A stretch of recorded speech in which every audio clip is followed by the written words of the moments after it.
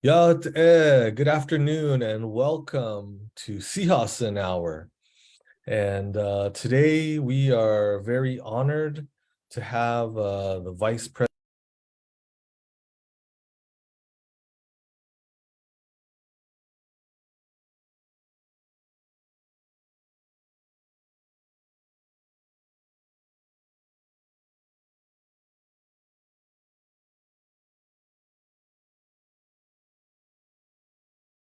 Mahayo, I think you went on mute.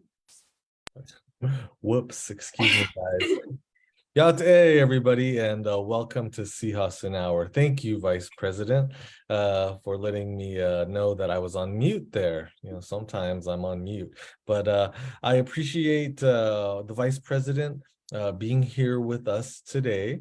We wanted to invite her to be a part of Sihasin Hour as it's Women's History Month.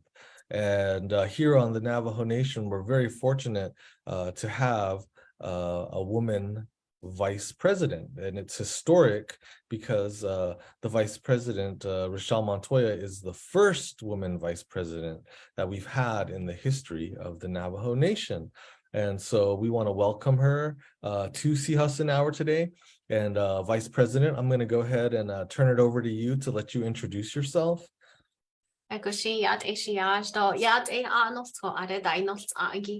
Richelle Montoya Hashtlishnin slot Hatnisati Ebashichin, Kentlachini Edashache, Tachini Edashanale, Not Nadine, Torian Starlake chapter is my home community, Ada Enasha. Within that community, ya Mait Sohase, Wodlia, Ado Shamado, my mom's paternal side of the family is where they're from. Shamasana Eyan Le Tinian, the Hodlie de Adonaga, which is another sub-community of Torion. And my biological dad, my dad was from northern Torion, and they call that area Mountain View. So that's where I come from. Ado Sha'achine Eya Hastra Halond Ag Ade Hashlat Ehelo Konastan Bakaki. Ado Shenaleke Eya Ashlat Ado Belkin Snani, Betlcha Hashiana Eya Olsen Chiwaya, a Nasht Naga. And then I am a middle child with my mom's kids. I have an older sister and a younger brother, and I have 3 bijis. My brother has 3 girls, and those are my nieces. Ado Shaja'a Besana Hatlon E Aja Shitzile Kena Keholo. And so my dad's children altogether, there's 6 of us. I also have another little sister with my dad's widow. Okay. Well, again, we're very honored to have you here. And before we want to talk about, Indigenous matriarchy, as it is Women's History Month. And we will get into that topic. But one of the things that I thought I just wanted to bring up is yesterday we had the 3rd anniversary of Yeha Altnido, our organization here. And we had a series of discussions, and one of them was on indigenous matriarchy. And 2 of our staff members talked about how they were really taken aback and even almost emotional when they saw that you were being inaugurated. And when you had sang the song at the inauguration, and they were just really it made them feel really, really good. And so I just kind of thought I wanted to kind of lead out by just asking you maybe to a little bit of a recollection of that day. How did it feel to be inaugurated, to be up on the stage? There was quite a turnout, and to kind of speak to the Navajo people in that great speech that you had delivered. Maybe you could just give us a little bit of a recollection of that day. Sure. Yes, that was a very powerful day for Navajo women across Navajo Nation, across the world. The days leading up to the inauguration, I've had this conversation with many young women before. They asked me that question, like, how did you come up with your speech? How did you decide what you're going to say and what you're going to do? And so, I mean, we all do our best to prepare, and it was a task. I came up with all these different things that I wanted to say, to include. I had my sisters and my nieces, my daughters, giving me quotes from some very powerful women, not just Navajo, but across Indian country. And in the end, I remember we stayed the night here in St. Michael's at Navajo Land Inn, and I couldn't sleep. I couldn't sleep. I was preparing for the day. Everybody else went back to their rooms, meaning my family that was here with me. And as I laid in bed that night, it was like about midnight maybe. And my sister, her name is Vivian. She's actually the first person that ever sang that song in front of me. Wow. And she's a former Miss Eastern Navajo, former Miss Indian New Mexico, and she ran for Miss Navajo a few times. But I think the highest she got was first runner up. But and that you probably guys will put that together with why our daughter Autumn started running for titles. Oh But man, yes. she sang that song, and we have quite a few uncles in our family that pass on these songs to us as younger generation. And the meaning of that song and where it was sung and why it was sung, it just really, it came to me that night. I was laying there, and all of a sudden I could hear it. I could hear it. And so I started singing, and I thought about the women that were coming home from Huilde. Some of them were probably sad still, because they probably lost children, either to Huilde or coming back from Huilde or at Huilde. And just thinking about the strength that these women had to come home, to leave behind, to maybe sacrifice that loss for them to come home, and for other siblings to remain and to build back onto the Navajo Nation. It really came to me that night. And so that's when I included that song at the beginning of my inaugural speech. It was for them. It was for them. I mean, as we've all said, and we've all mentioned, I'm the first female to hold this position at one of the top 2 offices in our nation. And we all hear the stories and the jokes and the comments that, you know, the woman is the leader at home. And I've heard that from Chairman McDonald just the other day. He says, you guys think that I came up with all this, but it was her. He says, as he was pointing at Mrs. McDonald.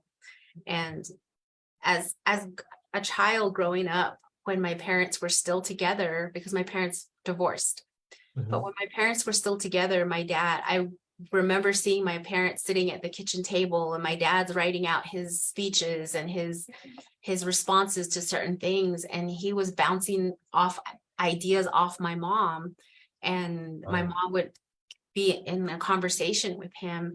And so anything my dad said at the chapter meeting, at the school board, at the state level in New Mexico, it included words that my mom contributed.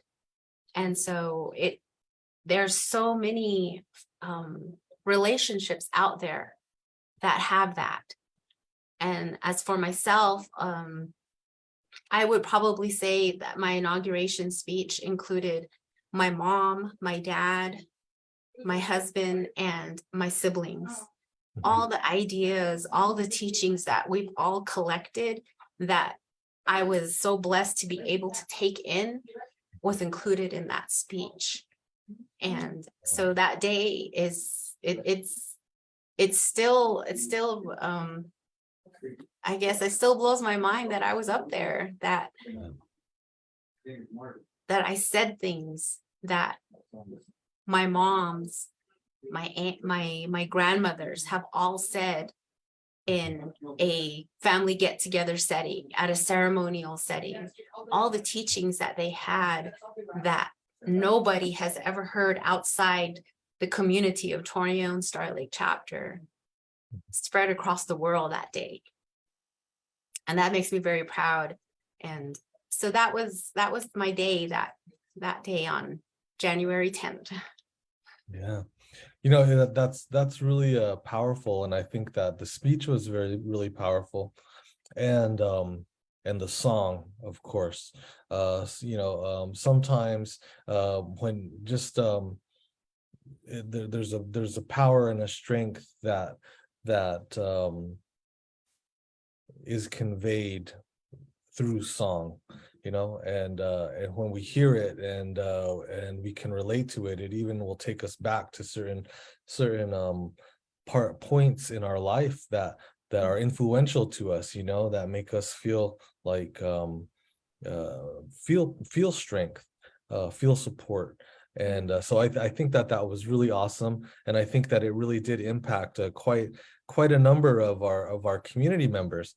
I'm really glad to hear what you had said about when your father was writing speeches or writing, you know, maybe writing to talk to people, and how he bounced ideas off of your mom, and maybe how you know, he was able to use her guidance and include that in terms of like putting forth a message, and saying, okay, I need some help. I need to consult with my wife. I think that those types of situations are very common currently in our communities, in our on our nation, and even at these top level of politics. I don't really think that any of our leaders who have significant others or who are married, I don't see that they don't consult with their wives, and that's the power that we have as a nation, and as a matrilineal society. So thank you for sharing that. And you know, I think it's a great segue into what we're talking about today. As we are in Women's History Month, and we do want to highlight this great concept of Indigenous matriarchy as Dene, and as we live in this matrilineal society. So much of our culture and our teachings are, and who we are, is passed down to us through our mothers.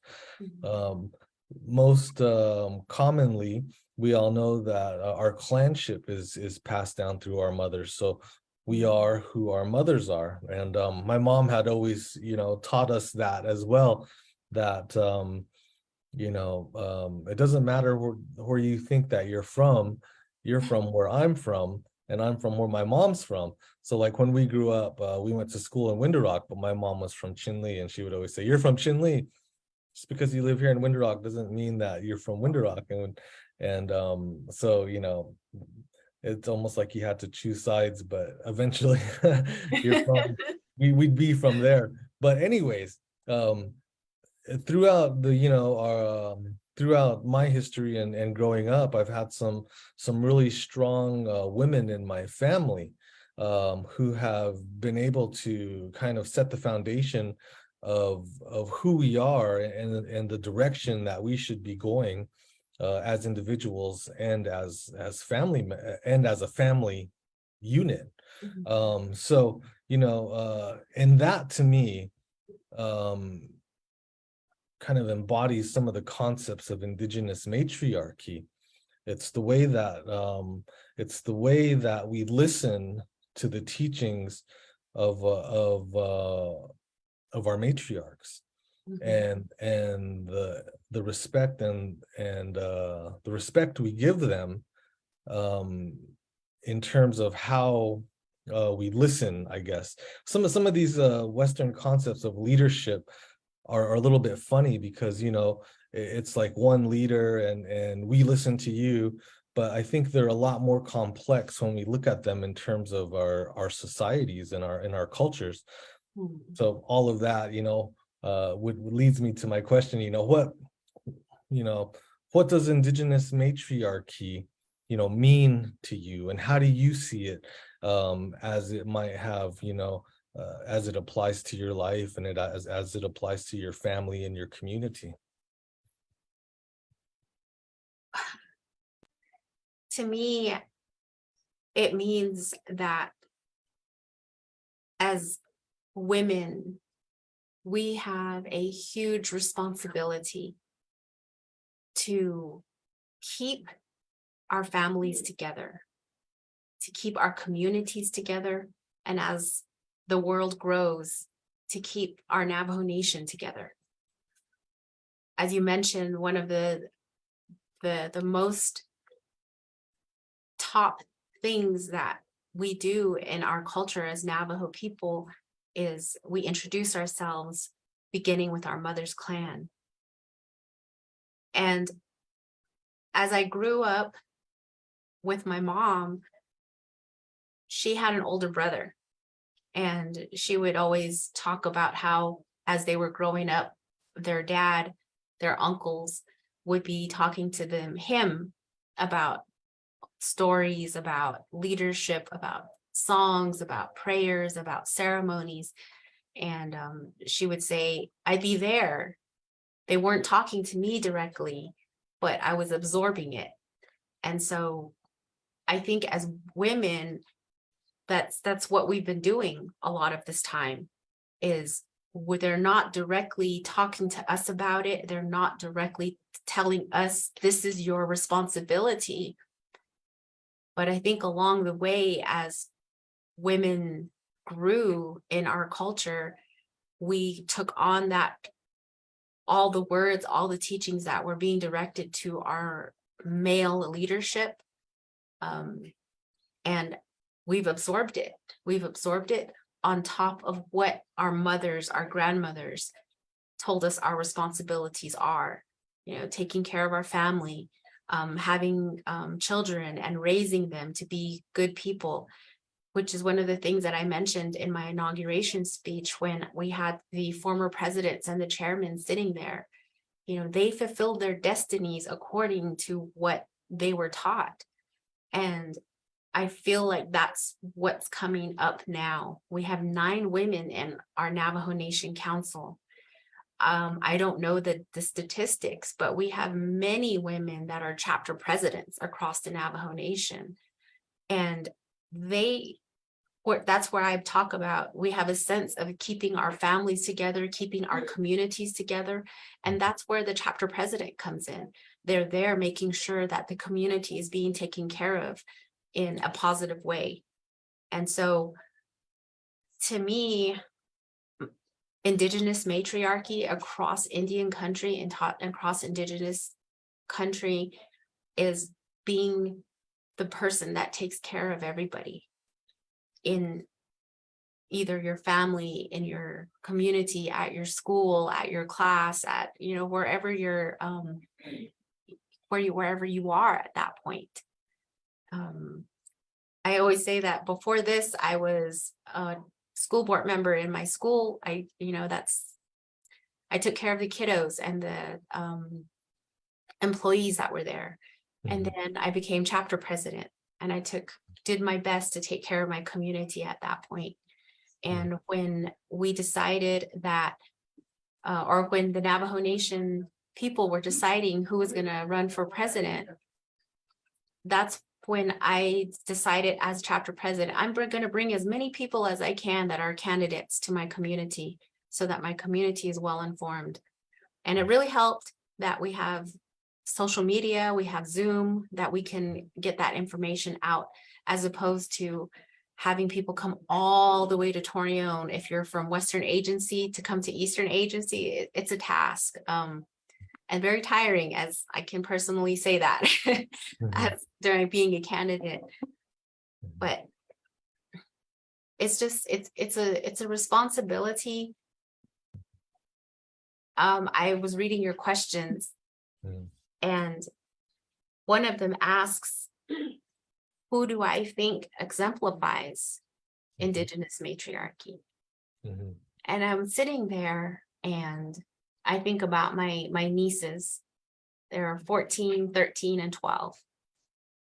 They exemplify matriarchy to me. One day they're going to be a mom, they're going to be aunts, they're going to be grandmothers.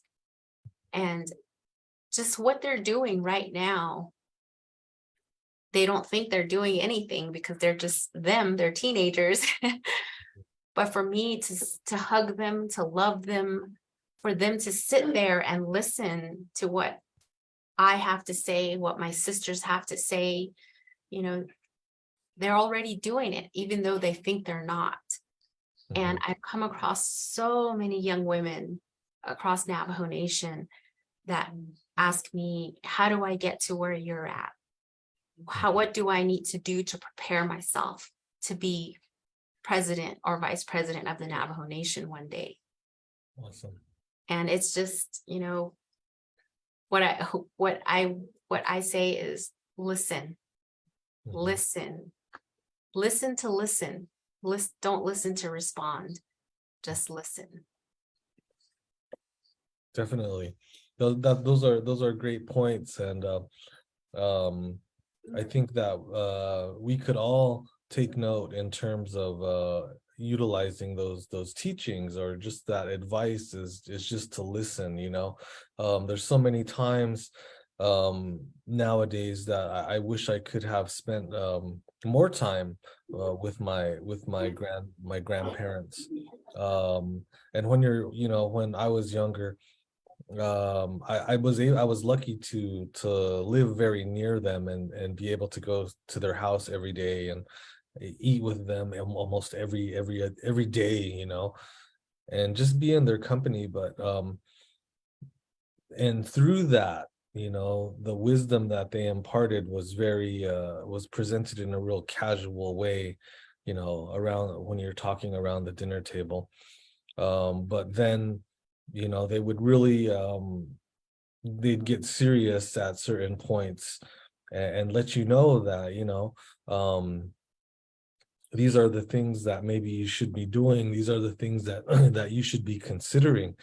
And there is a respect in just listening, in being able to sit there and not have to necessarily respond to them, but to just listen to them.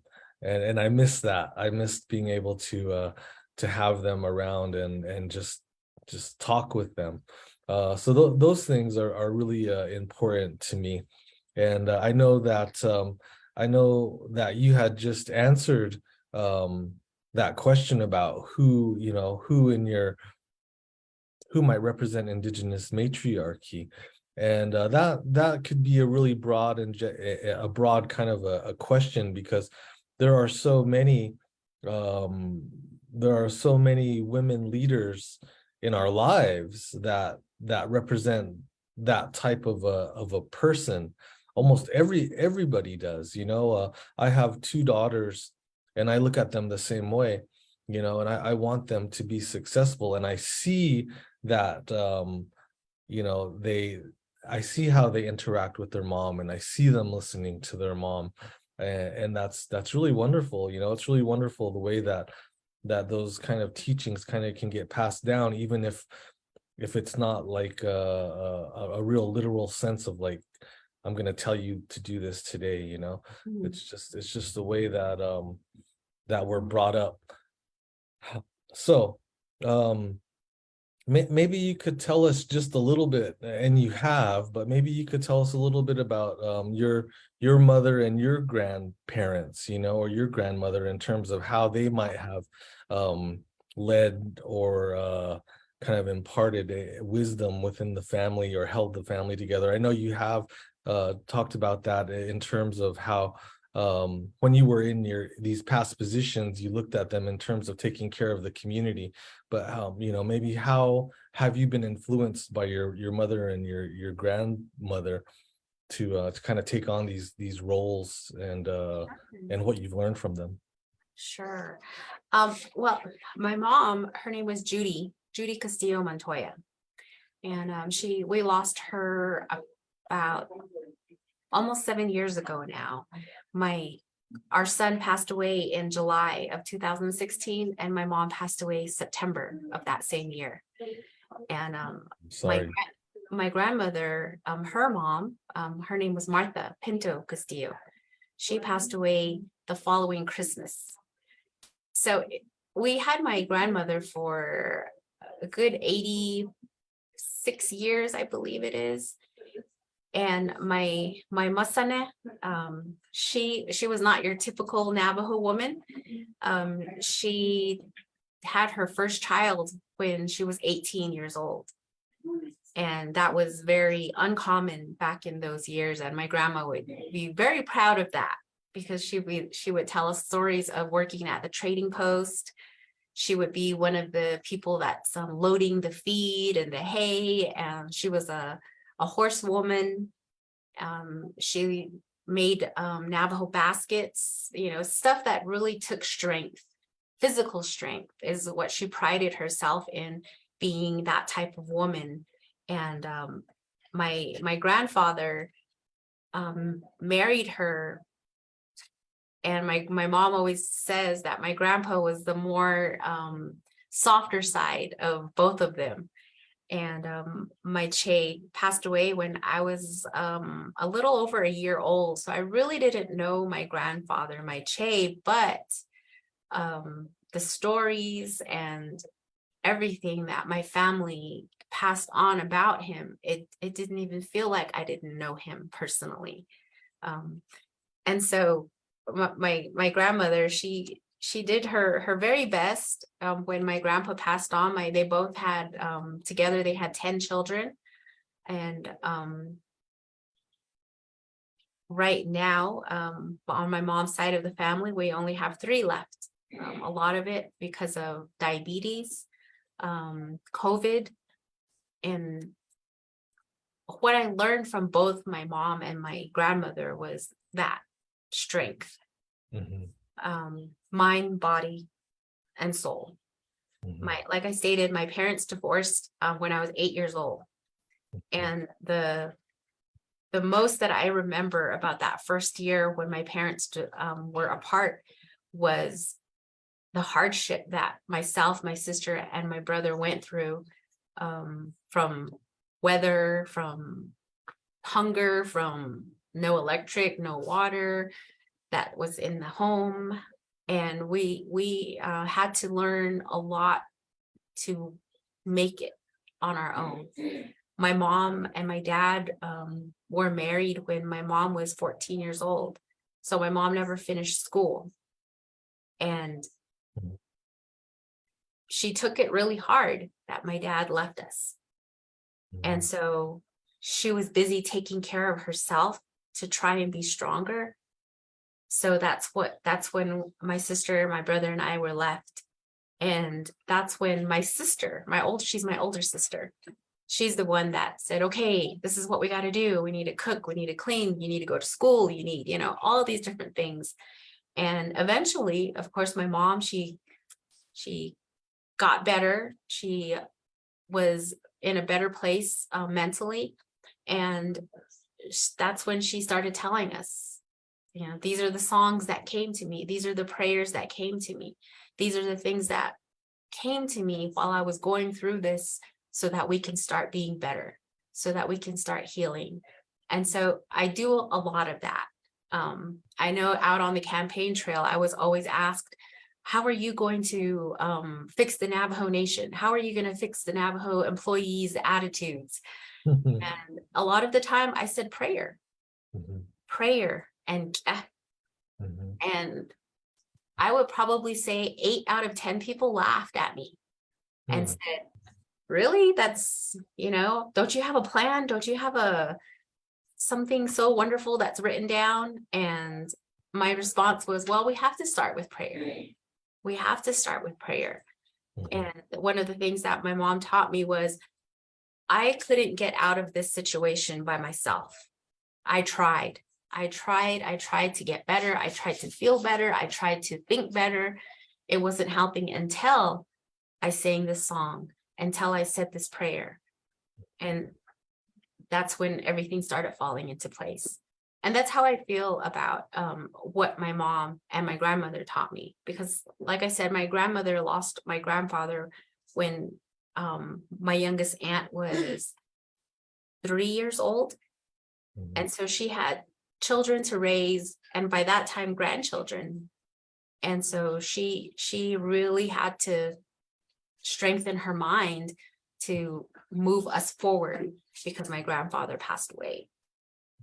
And I feel, and I've heard so many of those stories across Navajo Nation. And that's a big commonality with women is our faith, our songs, our teachings, that we hold really strong onto that. And I really hope that I have 2 daughters. I Mhm. really hope my daughters see that and take care of that as they grow older. Because I feel that as generations come, we do a little bit better than what our previous generation has done. Yeah. One of the things I talk about is my parents. Um, they they really they fought a lot domestic violence, and my mom and my dad stayed together for quite a while because even though that's what they were going through. So fast forward to me, I have 3 biological children, and each of my children have different dads.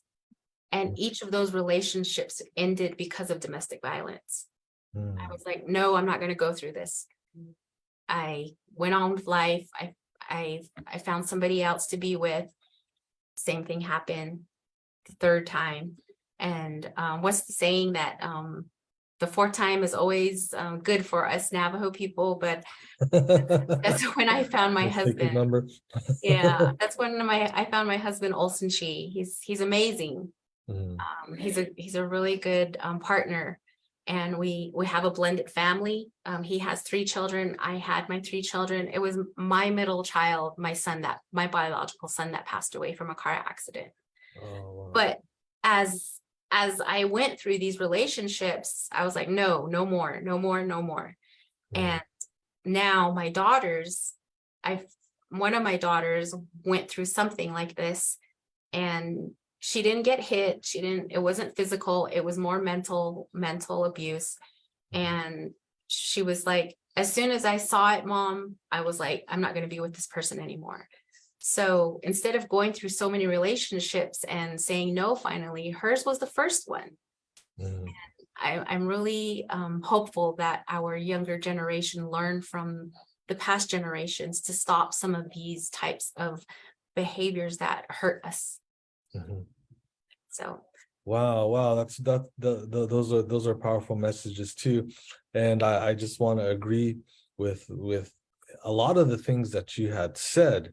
Um, I feel that as the generations move forward, we're always improving on our livelihoods, and we're learning from hopefully learning from what our parents and our grandparents had went through. I think that as we talk about the concept of indigenous matriarchy as it applies to or as it's ingrained in our culture, um, and our culture also teaches that there's a duality just in terms of the nature of our lives. There's a responsibility that we have as men to support, to just wholeheartedly support our women, our wives, our daughters, our moms, our grandmothers, all of them, to do better in our lives. so that, you know, we can all kind of move forward in unison and in a beautiful manner. And some of these social illnesses are things that do stem from all sorts of trauma that we experience and our families experience through whatever they've been through, and then maybe you know, self-medicating through drugs and alcohol or other types of vices, to just kind of move forward and try to, you know, get past certain things. But some of the abuses that our women go through are physical, but some of the other types are even worse than physical abuse. You know, any type of mental or emotional abuse can be, or spiritual abuse can be 10 times as hurtful as physical abuse. And there's so many ways that control can be, you know, a factor or a variable in a relationship that people don't acknowledge, um, and that's abuse as well too. So I think for a lot of our menfolk out there who might not be seeing these things as abuse, you know, it's really time for us to to start to realize that, you know, if there's going to be any healing to our families as we move forward, then it really starts with us, and there has to be that communication within our families to move forward, you know, and there has to be some understanding and some respect. So I really I want to kind of underscore that spirituality aspect of it too, because my mom always taught us to pray, and you know, she said that um it's important that you have a connection to a higher power, because you know, you need it as you go through life. It's, you need it when you go through the hard times, that you kind of look within yourself, that your connection to God, to a higher power, is what's really going to bring you through. You know, you talk with them, you ask them for things, and it helps. It you know, those things actually manifest in your life. So that's been a good teaching too, that my mom has imparted to us, and that I feel like is something that is kind of a cornerstone of our family and our relationship, because it's really a strength. So thank you for those words. I wanted to kind of move toward this next area of questions, but as you know, as you've come into the position now as vice president, and you've had a certain number of days in office, you know, what are some of the projects that you're undertaking, and how do you feel about, you know, kind of settling into your position, being able to utilize your staff to help assist you in terms of maybe any kind of goals that you have? But, you know, what are some projects that the office of the vice president is currently undertaking? Sure, yes. It's been 65 days. Yes, we're counting. A lot of individuals ask us that, what are we going to do by 100 days? And I talk about how that has come from Western society. You know, we listen to the president and the vice president of the United States, and you know, that's the type of terms that they talk about and stuff. Um, but anyway, current projects. One of my biggest projects that Dr. Nygren, President Nygren, and I discussed when we were first elected back in November was, what are you going to do? And my biggest one is social services. And again, because the story I just told, a lot of the times I was a single mom, and I had to utilize social services to help bridge that gap that was happening between my paycheck to what my kids needed. And so I had to travel from Torreon to Crown Point to sign up for services, to get reauthorized for my services. And that was a hardship, because again, I'm going there because there's a gap in how much money I can make. And so currently we have Thomas Cody, who is our division director for social service. He has been amazing. I would probably can use that word for him. He is ready to go. He's worked in this department before with Casey programs, and he's already evaluated his entire department. He's talked to his staff about the goals of the Montoya administration and my goals as vice president, and they're ready to go. And a lot of the times it was just funding and support that these programs needed to get these programs out to the people. And we can say that some of these programs are geared towards adults helping with their finances, with the way they're running their households. But in the end, these programs are geared to bring positiveness to our kids. That's what these programs are for.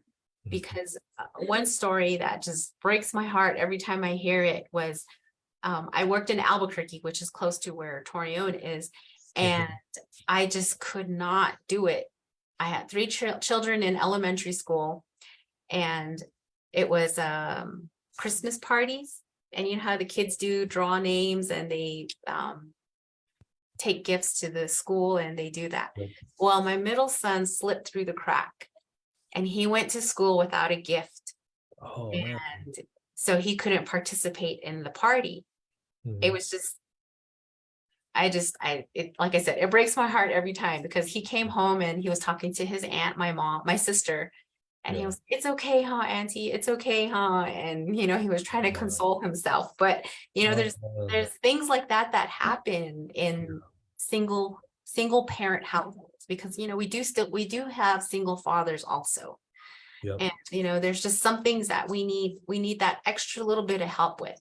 And so social services, I feel, is that extra little bit of help, that department that can put that gap together for a lot of our families, whether it's the children, our elders, even our parents out there, and the adults that we are.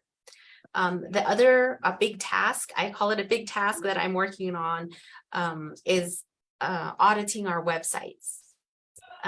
One of the things that I found is that I'm looking for this certain person in a department. And it took me 7 clicks on this website to finally find contact information for this person. And so we've been working on being more accessible to our Navajo people, to where, I'm just going to use social services. There's Thomas Cody, there's his deputy, there's the department heads, these are their schedulers, just ways to contact us so that we can give you answers that you are needing. It's not about wanting for our Navajo people that are trying to contact us. They absolutely need certain services. And so that's one of my big projects that I'm working on with my staff. Another project that I've taken the initiative and I've said I would work on is the Office of Miss Navajo Nation. Like I said, my daughter ran for Miss Navajo. She won the title for 2018, 2019.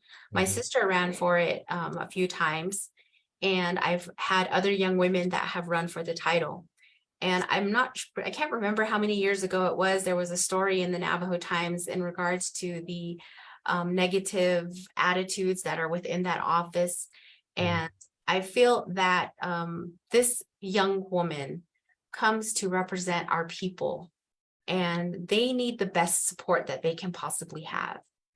For myself, that year that my daughter was Miss Navajo, I heavily relied on the staff that was with her to take care of her mentally, emotionally, and physically, because that's what I do as a mom. And if a mom out there is telling their daughter, we should try this title out, or if a daughter tells mom, this is what I want to do, that was my highest concern, is my child going to be taken care of the way I would take care of my child? And so different things, working on the application, working on the process for Miss Navajo to travel, Mhm. making sure that she is the funding that she needs is there. Mhm. That's what we're working on with the Office of Miss Navajo. There are 3 staff members in there, 2 which are Navajo Nation employees, and of course, Miss Navajo Nation, who serves for the 1-year term, except for, of course, Sean D. Parrish, who served for 2 years. Yeah, Uh, during the so just pandemic. yeah, so just and one of the other goals with that office is to work with the Miss Navajo Nation Council.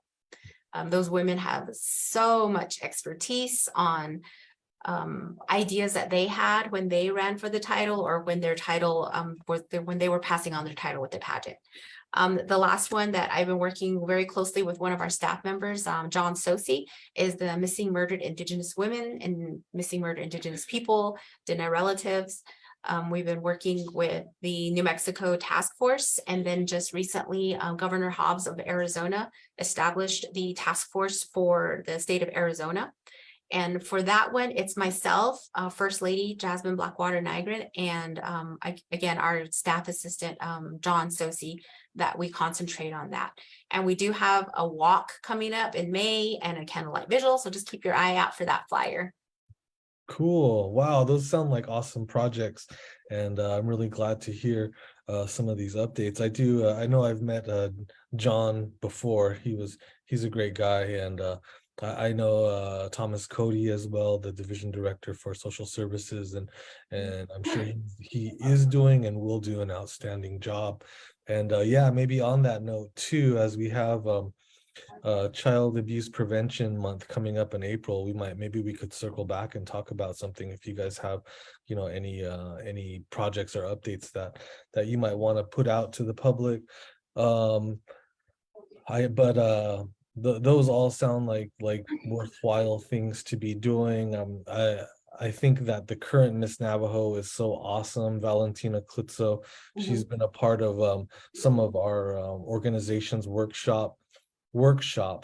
We had a winter solstice celebration out in the Tsibin's Sky Community Center in Monument Valley, and she came out and did a butchering demonstration and butchered 2 sheep, man, in record time. I would say she got out there and did it, and explained a lot of the uses of the different parts of the sheep. You learn about those things when you're butchering with your family, but some Yeah. of the things I was not aware of. She had explained some of the usages for some of the insides, and I was like, wow, that's really awesome. I didn't know that. But the Office of Miss Navajo is really important, and she is our ambassador in many ways, and she gets out there, and a lot of people are just so excited to see her, especially children. I mean, anybody, but some of the children were just they were just so you know enthralled to see her with her crown, and it's such a grand crown that when you're in her presence, you just kind of have to look at it. But that sounds awesome. We do have a couple of questions in our comment section, and some of these might not be things directly pertaining to what you might be working on, but I'm going to go ahead and just see if you might have any responses to them. None of them are too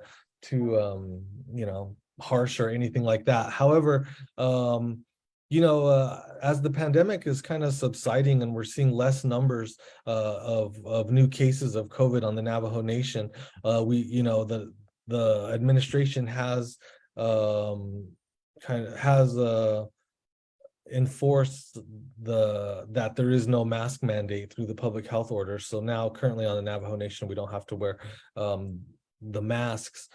And it is good to see that the COVID numbers are coming down, but are there any resources available for people who might still be getting COVID? I know at one time we were able to refer people to like a Navajo Nation COVID assistance program.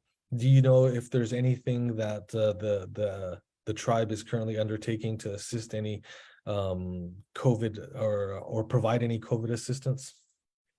We the mask mandate has been lifted, but the assistance to our Navajo people that are inflicted with COVID or their families, those are still in place. We still have masks, we still have sanitizing equipment that is here with the Navajo Nation. We still have grassroots organizations within some of the communities that are still helping. And that is what I still see out there from the Navajo Nation. Okay. Also, we hear a lot about transparency, and even when I had worked within the administration, a couple of administrations back, you want to be as transparent as possible, because our Navajo people are always keeping track of what's happening within the government, and they're very critical about what we do or what happens and takes place in terms of meetings, executive branch, judicial branch, legislative branch. But I think that currently we might be experiencing some of our meetings, and this could be more related to like council, but some of the committee meetings have not been broadcast. And I think I know that I did see you guys in council during a council session, but do you have any idea of why some of our meetings are not being broadcast, and maybe even just speaking to transparency in general? Sure. I don't know.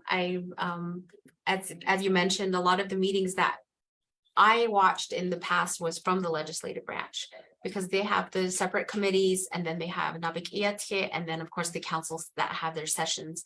I honestly, I don't know who's making the decisions and why the decisions are being made the way they are. I do know that, for example, my chapter, we are hybrid. We have the chapter open for mostly our elders that want to come out and listen in person. And we still are being conducted through Zoom also. Okay. And my chapter, it's just a lot easier for a lot of my generation, I guess you would say, because we have individuals that live in other states, and this is their way to participate.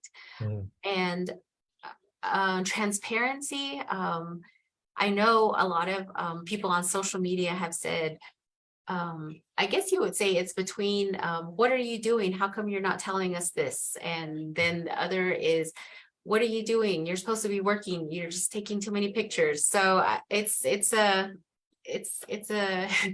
it's a balance to make sure that we're informing our Navajo people. But anybody and everybody that sees myself or Dr. Nygren, or any of our staff, that they know that's our staff. We're always answering questions when we see them out and about.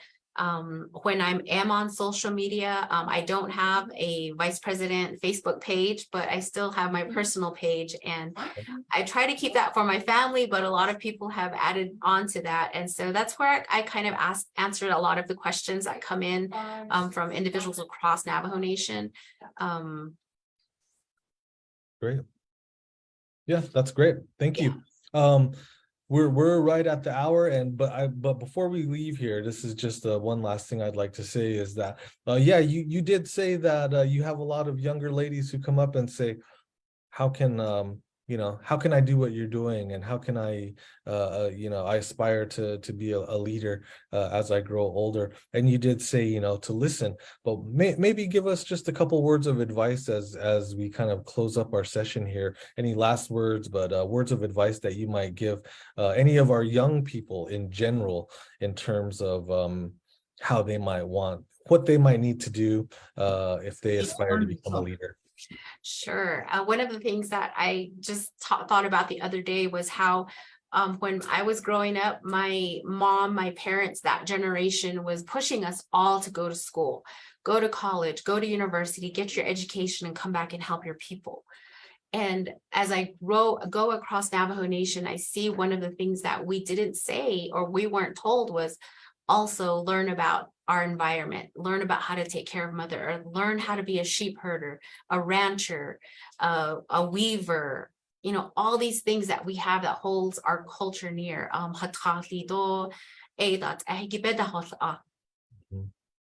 That wasn't pushed on us, but now we need to bring that back. And so, yes, let's go out and get our education. Let's go to the University of New Mexico. Let's go to ASU, all these different universities, higher education, but let's learn how to balance our culture, our traditional ways, along with Western society, so that when you get to this level, it's helpful. It's helpful.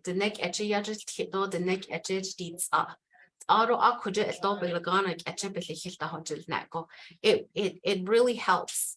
And as for myself, I tell it grounds me. It grounds me. It grounds me that I can have greasy mutton fingers or fry bread.